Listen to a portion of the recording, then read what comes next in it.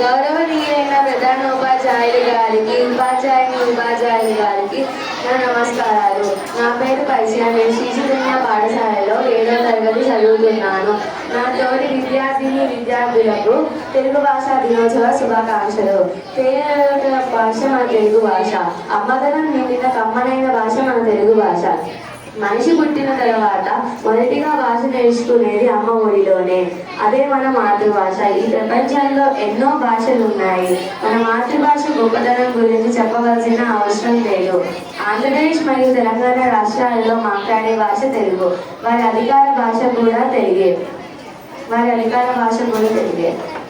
ప్రతి సంవత్సరం ఆగస్టు 29వ తేదీన ఆంధ్రప్రదేశ్ మరియు తెలంగాణ రాష్ట్రాలలో తెలుగు భాషా దినోత్సవం జరుపుకుంటారు.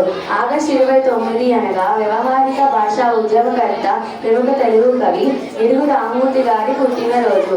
పూర్వం పాఠ్యాంశాలన్నీ గ్రాంధిక భాషలోనే ఉండేవి. అవి పండితులకు మాత్రమే అర్థమయ్యేవి. అందుకని గ్రాంధిక భాషలో నుంచి వాడుక భాషలోకి పాఠ్యాంశాలను మార్చడానికి ఎంతో కృషి చేశారు. భాష వేరువేరుగా ఉండకూడదని, వాడుక భాషలోనే పాఠ్యాంశాలు ఉండాలని ఉద్యమం చేశారు. ఆయన చేసిన కృషికి గాను గుర్తించి ఆయన పుట్టినరోజు అనగా ఆగస్టు 29వ తేదీన ఆయన పుట్టినరోజున తెలుగు భాషా దినోత్సవంగా జరుపుకుంటారు. ఈయన శ్రీకాకుళం జిల్లాలోని పర్వతాలపేట గ్రామంలో ఆగస్టు 29, 1863లో జన్మించారు. మన తల్లిదండ్రులు వెంకమ్మ, వీర్రాజు. భారతదేశంలో పురాతన మరియు అందమైన భాషలలో తెలుగు ఒకటి. భారతదేశంలోని 6 సాంప్రదాయ భాషలలో తెలుగు ఒకటి. ప్రపంచవ్యాప్తంగా తెలుగు మాట్లాడే భాషగా 15వ స్థానంలో ఉంది. తెలుగు భాషలోని కవితలు, పద్యాలు, గేయాలు వాటికవే సాటి, వాటికి లేవు పోటీ. అందుకనే అన్నారు శ్రీ కృష్ణదేవరాయలు, దేశ భాషలను తెలుగు లెస్స. మన తెలుగు భాషను ఇటాలియన్ ఆఫ్ ద ఈస్ట్ అని కూడా అంటారు. తెలుగు భాషా దినోత్సవం ద్వారా మన సాంప్రదాయం మరియు వారసత్వం పట్ల యువతకు గౌరవం పెరుగుతుంది. ఈ మధ్య అందరూ తెలుగు భాషా దినోత్సవాన్ని మర్చిపోతున్నారు.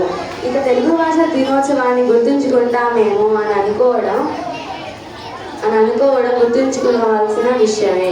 ఈ మధ్య తల్లిదండ్రులు అందరూ పిల్లలను ఆంగ్ల మాధ్యమంలోనే చదివించడానికి ఇష్టపడుతున్నారు. కేవలం 27% పిల్లలు మాత్రమే తెలుగు మాధ్యమంలో చదువుతున్నారు.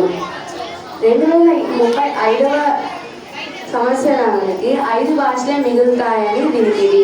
అవి హిందీ, బెంగాలీ, మరాఠీ, తమిళ్, మలయాళం. ఆ 5 భాషల్లో మన మాతృభాష తెలుగు లేకపోవడం ఎంతో బాధాకరం. తెలుగు రాని వారు ఇతర భాషలో మాట్లాడడంలో తప్పు లేదు. కానీ తెలుగు వచ్చి కూడా ఆంగ్ల భాషలో మాట్లాడడం మన భాషను మనం తక్కువ చేసుకోవడమే. మన మాతృభాష అమ్మ పాల వంటిది, పరభాష పూత పాల వంటిది అని లక్ష్మణరావు గారు అన్నారు. ఏ రాష్ట్రం వారికైనా వారి భాష అమ్మ వంటిది. మనం కూడా మన మాతృభాష అయిన తెలుగులోనే మాట్లాడదాం. మరొకసారి అందరికీ తెలుగు భాషా దినోత్సవ శుభాకాంక్షలు. నాకు ఈ అవకాశం ఇచ్చినందుకు ధన్యవాదాలు.